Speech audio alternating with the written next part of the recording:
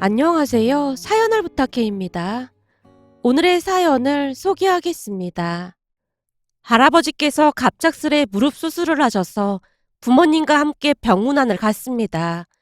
대부분은 할머니께서 병간호를 하시긴 했지만 엄마도 내내 병실을 지키며 병간호를 돕고 있었어요.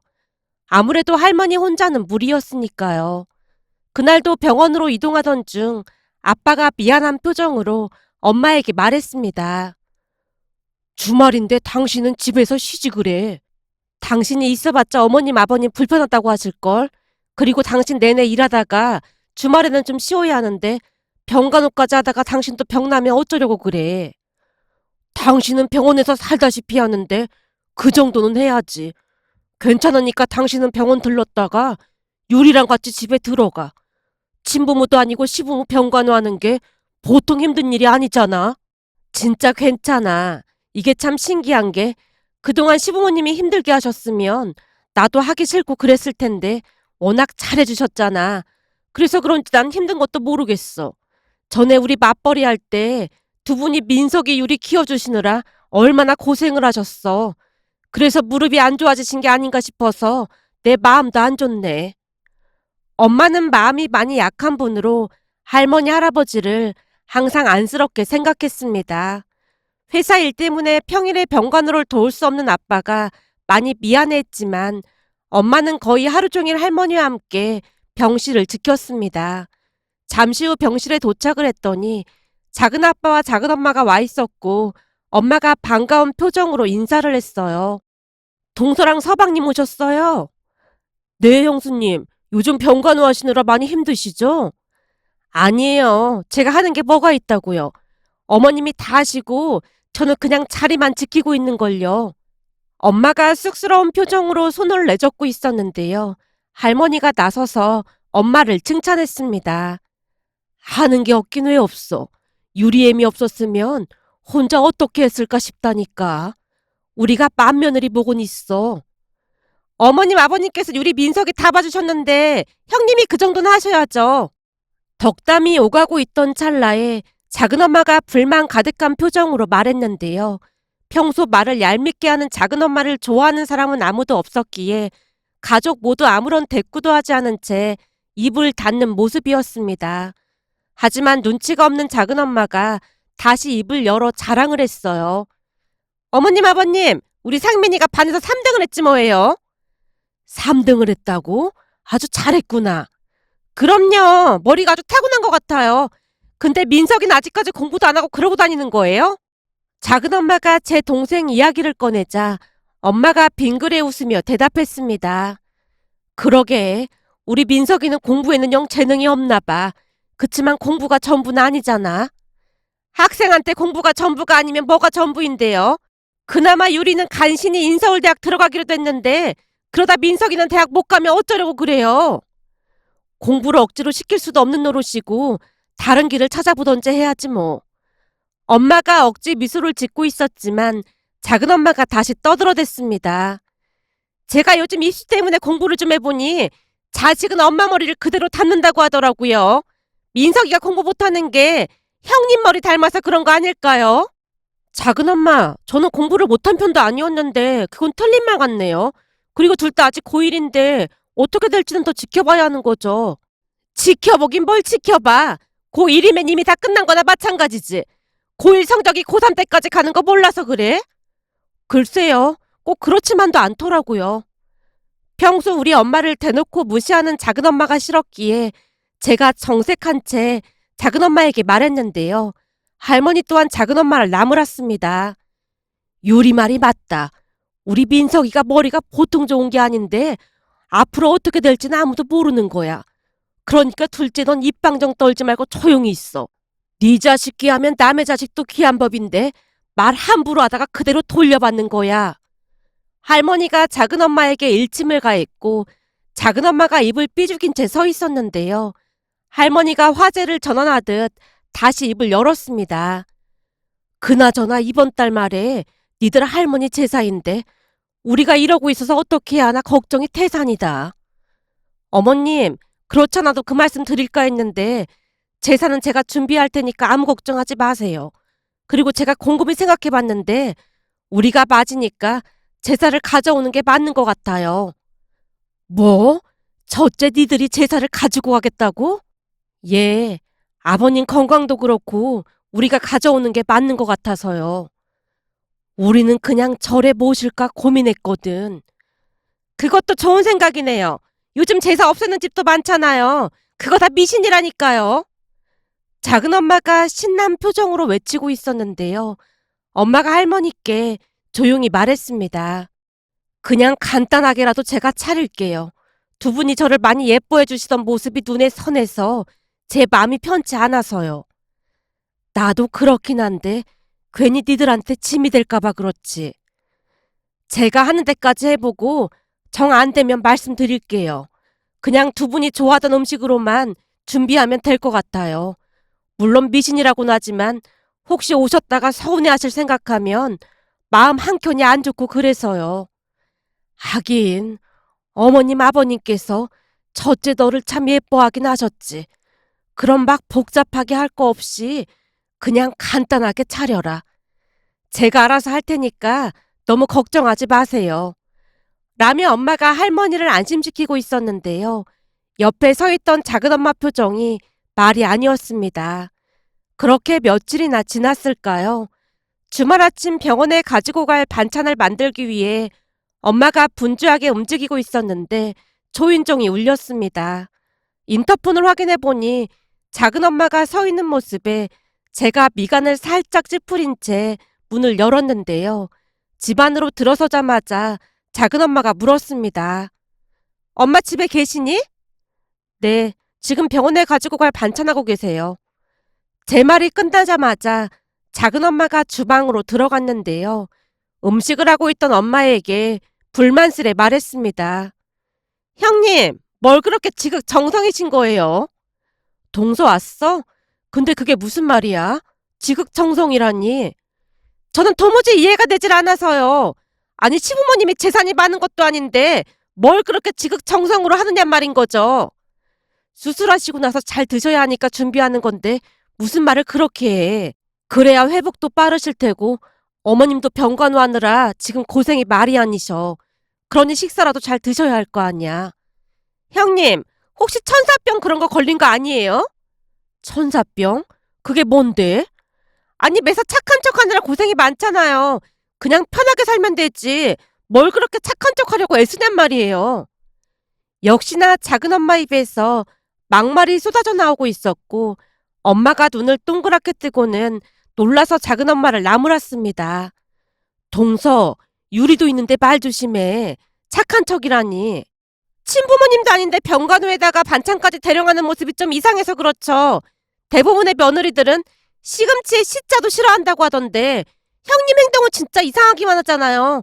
누가 알면 시댁이 엄청 부자라 유산 받으려고 하는 사람 같아 보이거든요. 동서, 가족끼리 힘들 때 서로서로 돕고 살면 좋은 거 아니겠어?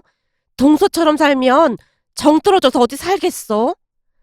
엄마가 작심 발언을 하자 작은엄마가 불만스레 본색을 드러냈습니다. 그러니까 그 제사를 왜 형님이 가지고 온다고 난리예요. 어머님이 절에 모신다고 하는데 그냥 모시면 되잖아요. 거기서 왜 굳이 형님이 지낸다고 하냔 말이에요. 내 마음이 불편해서 하는 거라고 말했잖아. 형님 때문에 저까지 곤란해졌으니까 하는 말이잖아요.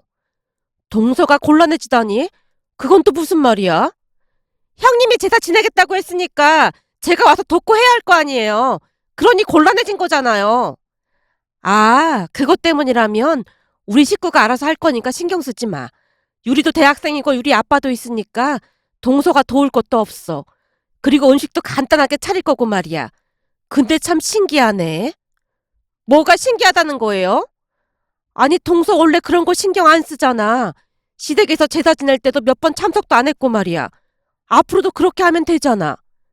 저도 그러고 싶은데 우리 그이가 뭐라고 하잖아요. 서방님이 뭐라고 했는데? 아니 시댁 일에 너무 신경 안 쓴다면서 형님 제사 음식 준비할 때 같이 하라잖아요. 그렇게 그냥 절에 맡겼으면 얼마나 좋아요. 그러니까 그냥 절에 맡긴다고 형님이 다시 말해봐요.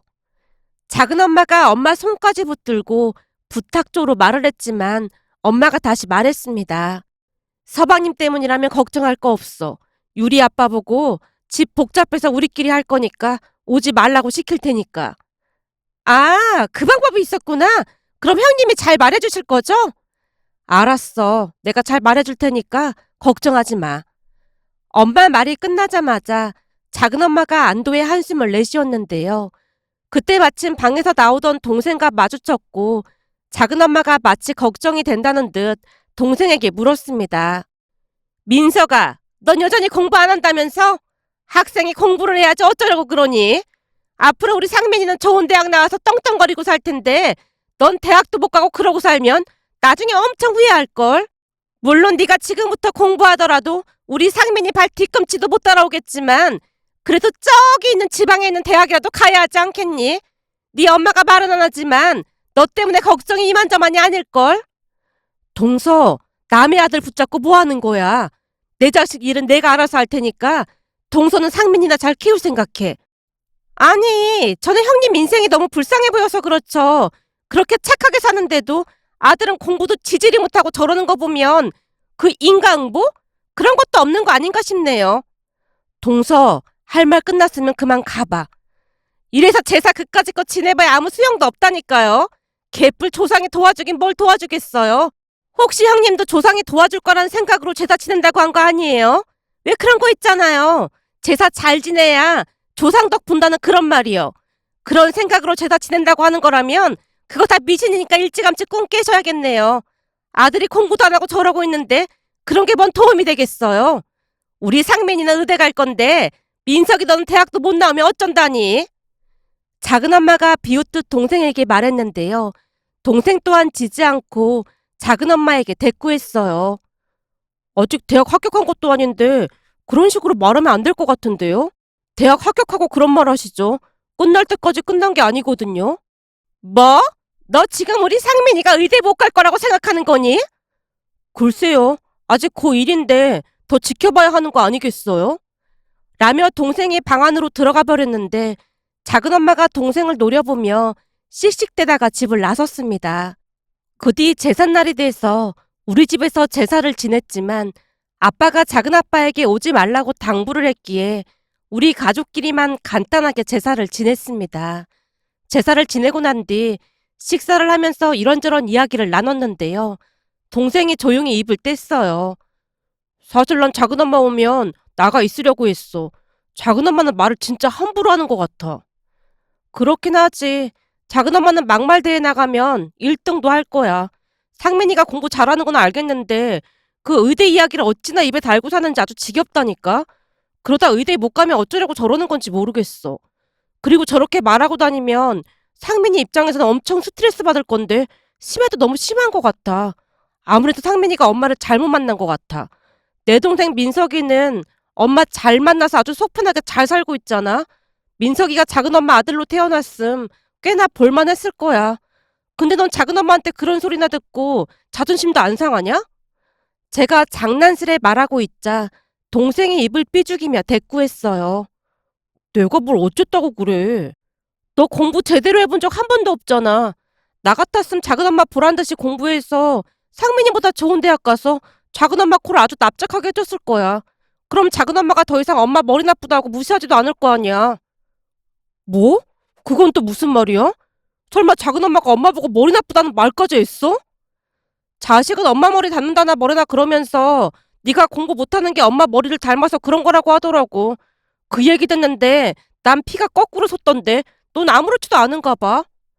제가 동생을 대놓고 나무라자 동생 얼굴이 울그락불그락해져 있었습니다. 그날 동생의 표정은 어딘지 모르게 비장해 보이기까지 했는데요. 공부를 해야 하는 이유를 드디어 찾은 듯한 모습이었다고 해야 할까요? 갑자기 동생이 제대로 공부를 해보겠다고 선언을 했거든요. 그 뒤 정말로 정신을 차린 모양인지 열심히 공부를 했고 제가 틈틈이 수학 과외를 해주기도 했습니다. 다행히 제가 이과 출신이라 수학만큼은 자신이 있었으니까요. 그런데 공부를 가르쳐주다 보니 생각보다 잘 따라와서 많이 놀란 채 어느 날은 엄마에게 말했습니다. 엄마, 민석이 말이야.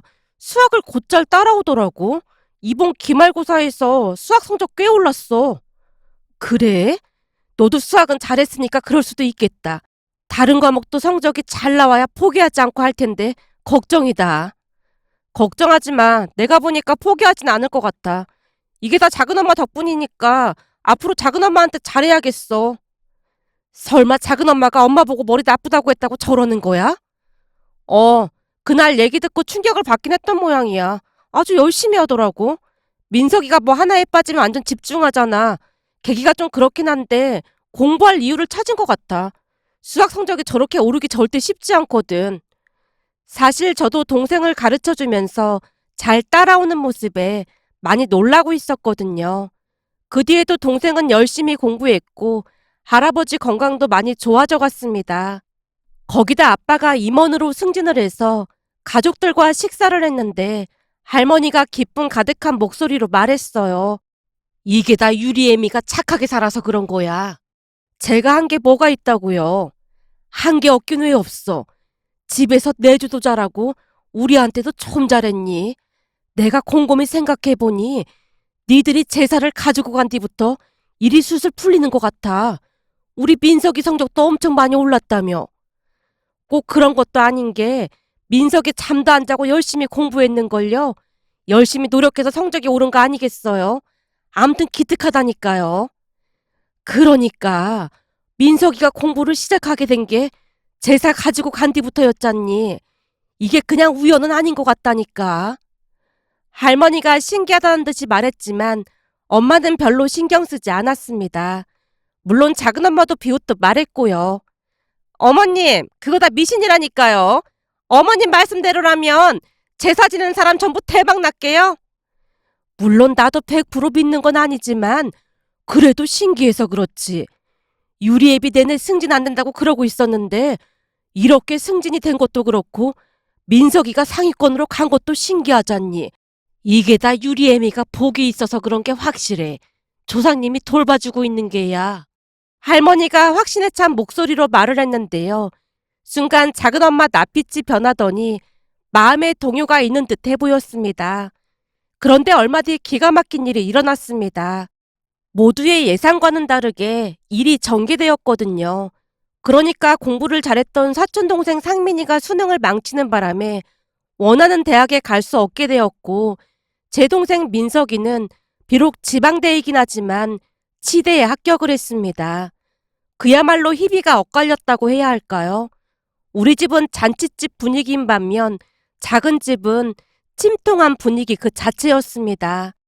작은엄마가 아예 알아 누워버리는 바람에 제대로 된 축하도 하지 못한 채 눈치만 보고 있었으니까요. 그렇게 시간이 얼마나 지났을까요?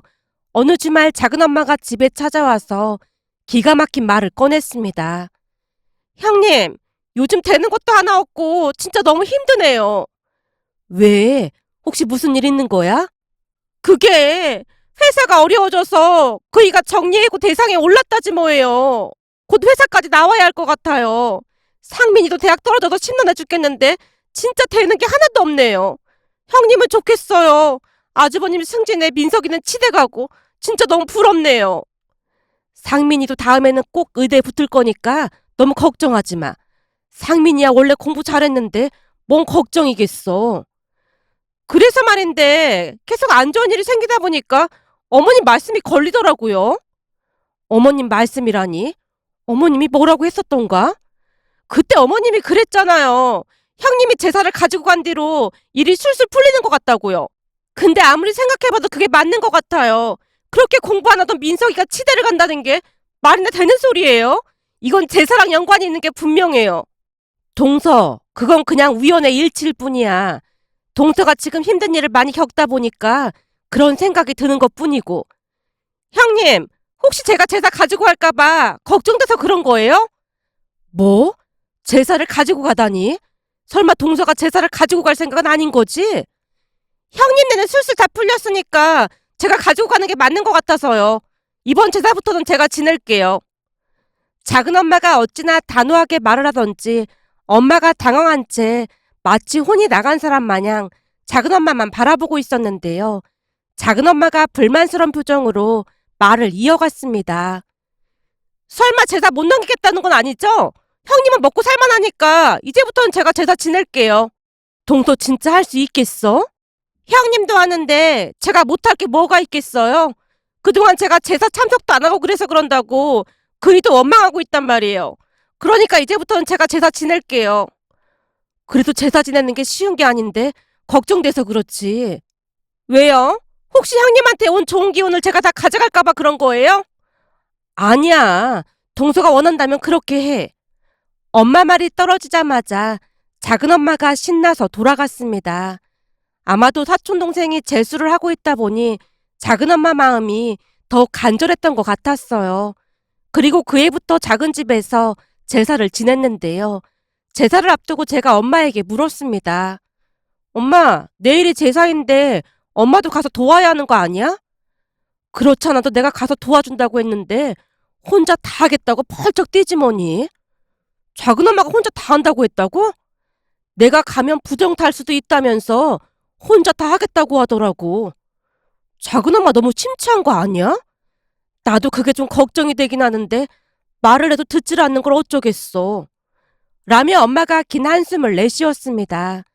다음날 저녁 제사를 앞두고 작은 집으로 갔는데 들어가자마자 놀라서 입이 다물어지지 않았어요.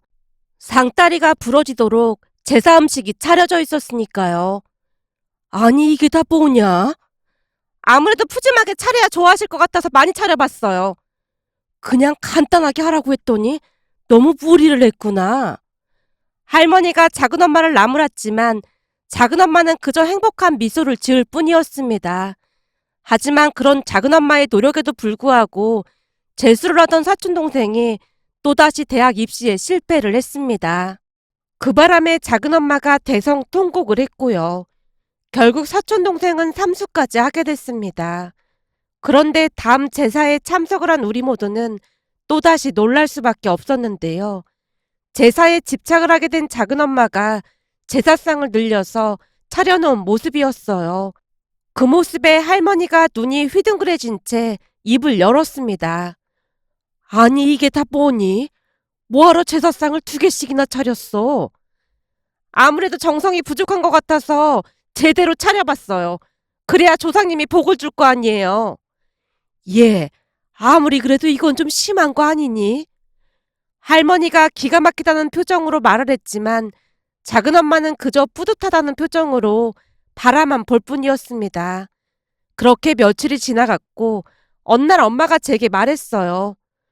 너 혹시 시간 괜찮으면 엄마 좀 작은 집에 데려다 줘봐. 작은 집에는 왜? 아니, 네 작은 엄마가 너무 심한 것 같아서 그렇지. 아무리 생각해봐도 제사에 너무 빠져있는 것 같아서 말을 좀 해줘야겠어. 운전을 해달라는 말에 엄마와 함께 작은 집에 도착을 했고 엄마가 작은 엄마에게 전화를 해서 내려오라고 했습니다. 잠시 후 우리 셋은 한 식당으로 들어갔는데요. 엄마가 작은 엄마에게 말했어요. 제사 음식 차리느라 고생한 것 같아서 내가 밥 한 끼 사줄까 하고 왔어. 그렇지 않아도 형님한테 찾아가 볼까 했어요. 왜? 무슨 일이 있었던 거야? 그이가 넘어져서 팔에 깁스를 한 거 있죠. 제사를 그렇게나 잘 지냈는데 왜 이런 일이 일어나는지 모르겠어요. 작은 엄마가 울상을 짓고 있자 엄마가 달래듯 말했습니다. 동서, 내가 제사랑은 아무 상관도 없다고 그랬잖아. 사람은 말이야, 잘 되려면 평소에 덕을 많이 쌓아야 하는 법이야. 평소에요? 어떻게 하면 덕을 쌓는 건데요? 우선 말을 함부로 하면 안 되겠지. 그리고 항시 배려하면서 살아가야 하는 거야. 그건 어떻게 하는 건데요? 전에 시댁에서 음식 배달해서 먹었는데 배달 기사님이 조금 늦게 온 거 기억나? 네, 그때 엄청 배고팠는데 음식이 늦게 와서 엄청 짜증났었잖아요. 그랬긴 했지. 그런데 그날 기사님 목소리 들어보니 연세가 좀 있는 것 같던데 내 말이 맞지? 네, 나이가 좀 있어 보이긴 하더라고요. 그런 분이 동서한테 연신 죄송하다고 했는데 동서가 짜증난다고 별점 1점 준 거 기억나? 아, 그건 그쪽이 실수한 거잖아요. 그렇긴 하지만 그게 장사하는 분들한테는 엄청 중요한 거라고 하더라고. 거기다 기사님에 대해 안 좋은 것도 잔뜩 써놔서 기사님도 상처받았을 거고 말이야. 내 말은 굳이 그렇게까지 할 필요가 뭐가 있냐 그 말이야.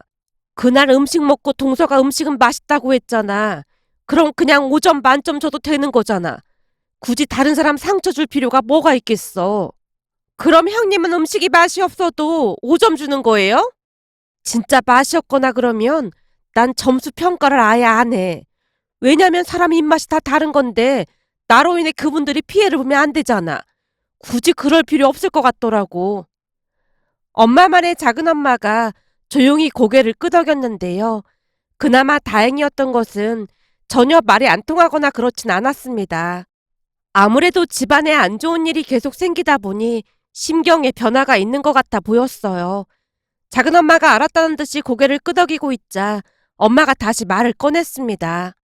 어머님 아버님께도 그래. 상민이 대학 떨어져서 어머님이 상민이한테 계속 용돈 주고 엄청 신경 쓰고 계시잖아. 그렇긴 하죠. 어머니 입장에서는 다 같은 손주인데 얼마나 마음이 안 좋으시겠어. 그럼 동서가 고맙다는 말 한마디 정도는 할 수도 있잖아. 그게 바로 덕을 쌓는 거야. 제사상만 근사하게 차린다고 덕이 쌓이겠어? 근데 저는 형님처럼 잘 안 된단 말이에요. 그러니까 수련한다는 마음으로 계속 노력을 해야지. 그리고 상민이도 그래. 지금 가장 힘든 건 상민이니까 달달 볶지만 말고 응원을 해줘야지. 동서가 계속 그런 얼굴하고 있으면 될 일도 안 되는 거야. 그러니까 상민이한테 수고한다, 고맙다 그러면서 위로를 해주란 말이야.